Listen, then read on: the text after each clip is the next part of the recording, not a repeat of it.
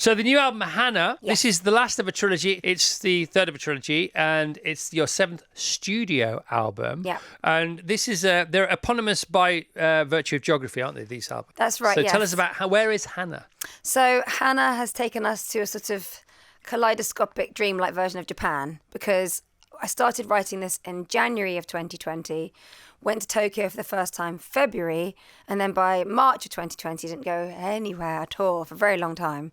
So the trip had a sort of built-in nostalgia very, very quickly after getting back. And I don't know, you guys have probably all been to Japan, but I hadn't been before, and I was blown away by the place, like the light, the palette of colours, everything I saw.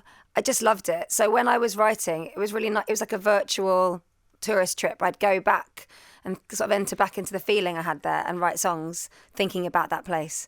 And actually, the very end of the album finishes with a little recording of when you cross the roads in Japan, they don't just have a sort of like a normal beep sound. Each of the crossings has an individual little melody it plays. And the one near our little place we were renting was this sort of very haunting little tune. So I recorded it, and that's how the album finishes. Love it. So third of three. Was it always going to be the case? Yes. So Ed and I first wrote together when we did an album called Wanderlust. Who's Ed? Ed Harcourt, who is a singer-songwriter in his own right. And so yeah, we did Wanderlust, which had a sort of Eastern European feel, actually. Quite fairy tale kind of an album, folky. And we thought, let's do three. And it's just been quite a nice way to work. And I love working with Ed. He's a friend. We have lots of fun when we're writing, but I think it kind of gave us a little boundary to this record of just pouring everything in.